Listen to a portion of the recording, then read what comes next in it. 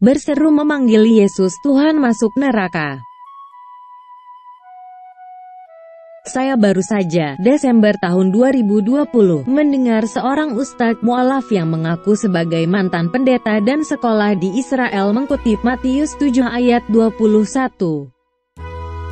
Ayat ini sebenarnya sudah sering dikutip oleh kaum muslim dalam usaha mereka meruntuhkan iman Kristen.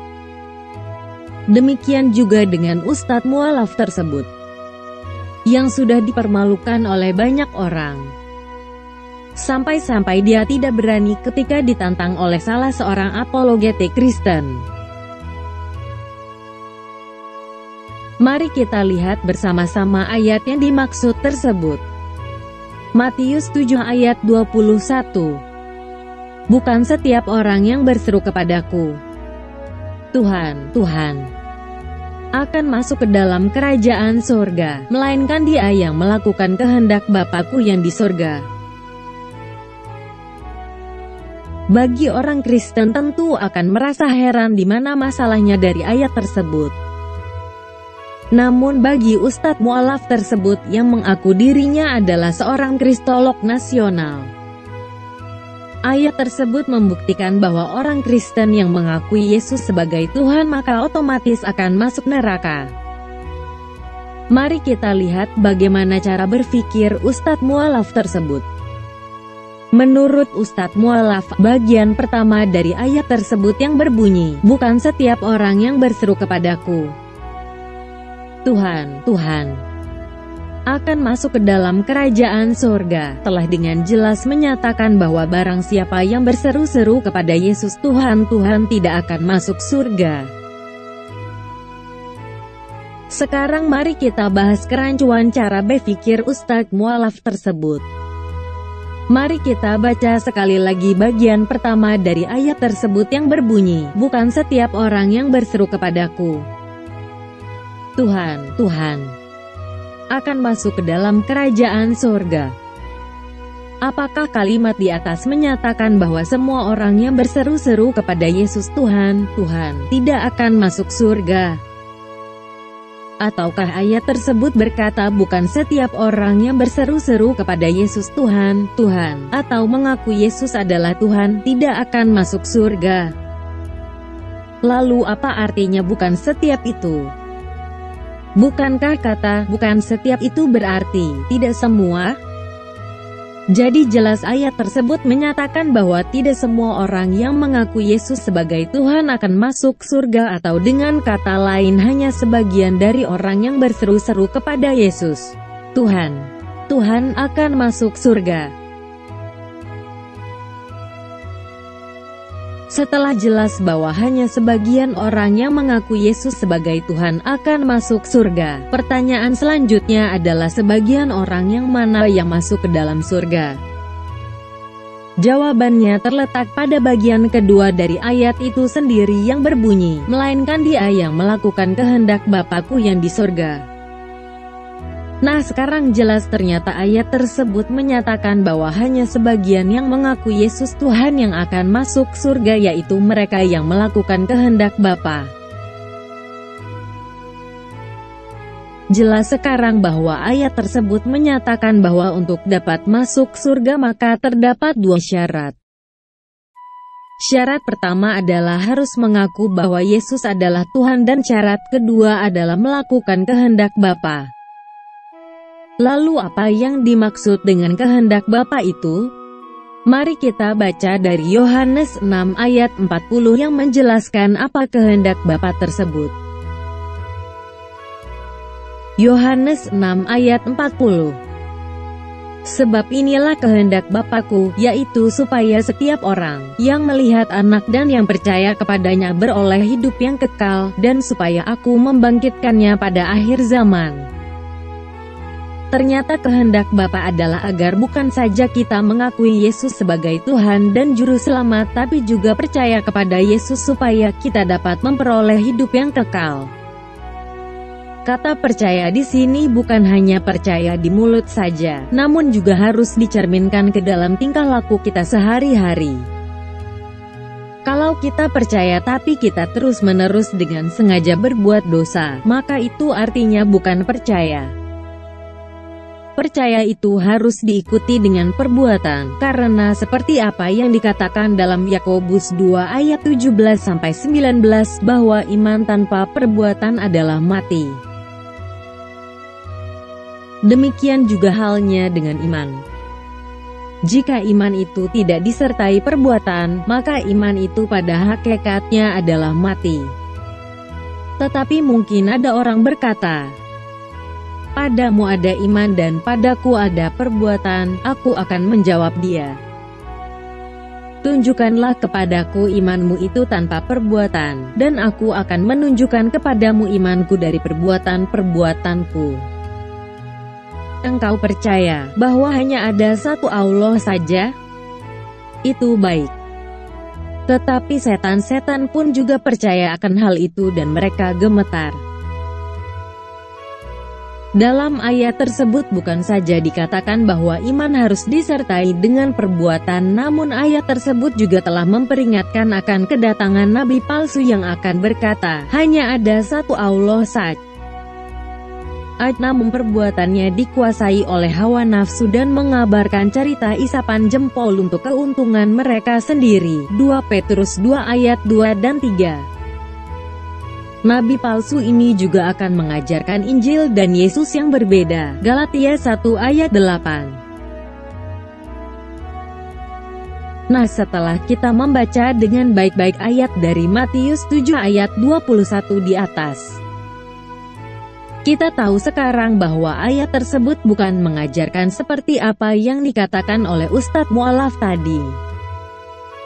Namun sebaliknya ayat tersebut mengatakan bahwa untuk dapat masuk ke surga, maka selain kita perlu mengakui bahwa Yesus adalah Tuhan, kita juga perlu percaya pada Yesus. Nah, dari sini kita tidak heran mengapa sang Ustadz Mu'alaf tersebut meninggalkan iman Kristennya. Kalau dalam membaca ayat Alkitab yang sedemikian jelasnya saja sudah tidak mampu mencerna dengan baik, bagaimana mungkin dia akan mengerti ayat-ayat lainnya yang penuh dengan arti kiasan?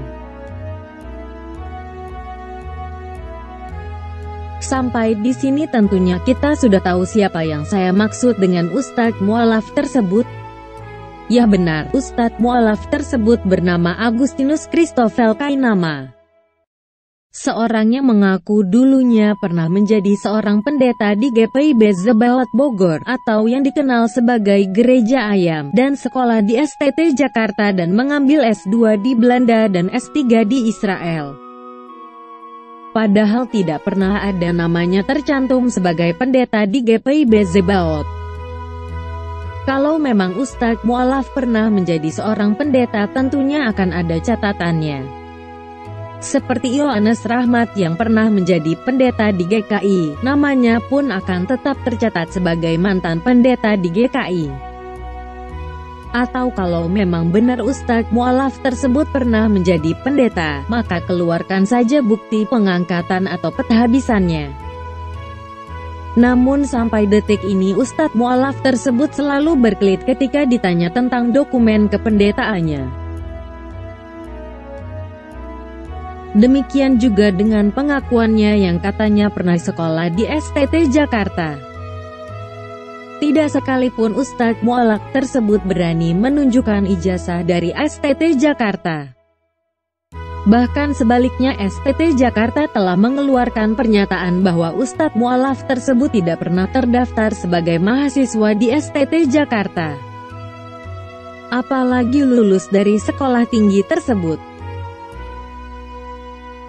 Demikian juga dengan pengakuannya sekolah S3 di Israel.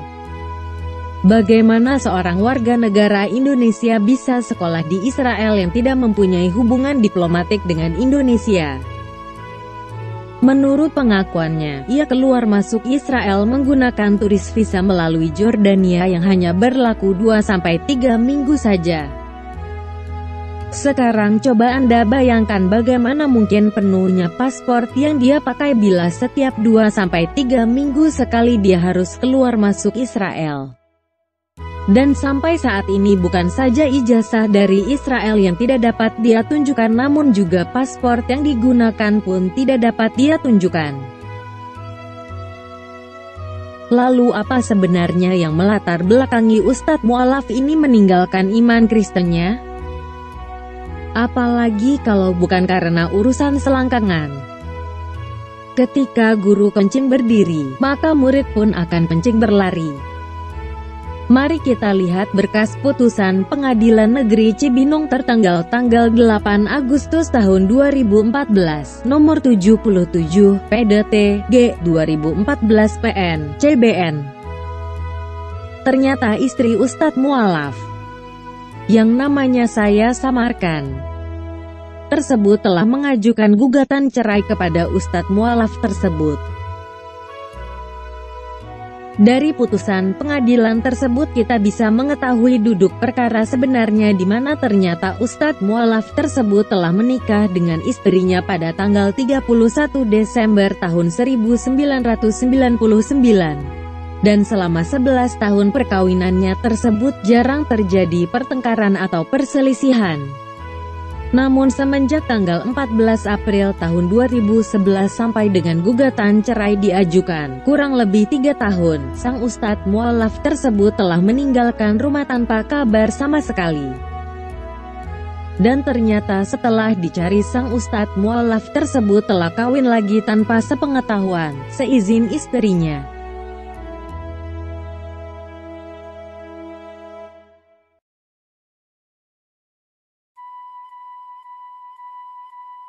Walaupun pengadilan telah melakukan 3 kali pemanggilan, tertanggal tanggal 23 April, tanggal 22 Mei dan tanggal 5 Juni tahun 2014, terhadap sang Ustadz Mu'alaf tersebut. Namun ternyata sang Ustadz tidak berani datang untuk menghadap ke pengadilan ataupun mengirimkan wakilnya. Maka pengadilan akhirnya memutuskan untuk mengabulkan perceraian.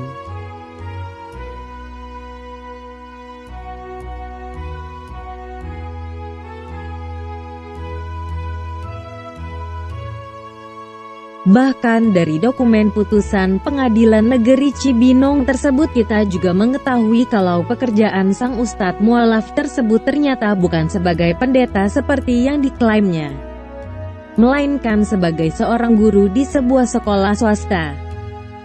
Dan ternyata istri barunya sudah hamil duluan.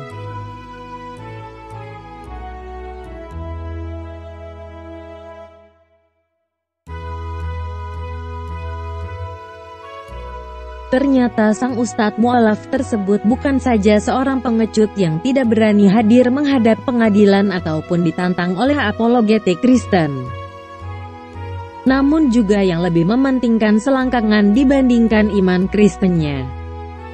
Dan demi menghidupi keluarga barunya, maka bukan saja dia dengan senang hati membohongi kaum muslim dengan mengaku sebagai mantan pendeta dan lulusan STT Jakarta dan S3 di Israel, tapi juga rela menjual imannya demi sesuap nasi.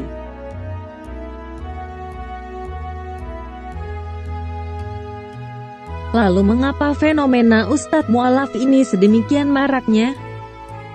Banyak kaum muslim yang sedemikian ganderungnya mendengar ceramah dari para Ustadz Mu'alaf ini, yang dengan senang hati membohongi kaum muslim dan juga menjual imannya.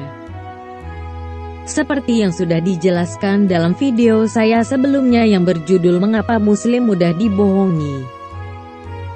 Kaum muslim memang telah didoktrin untuk tidak banyak bertanya tentang agama kepercayaan mereka.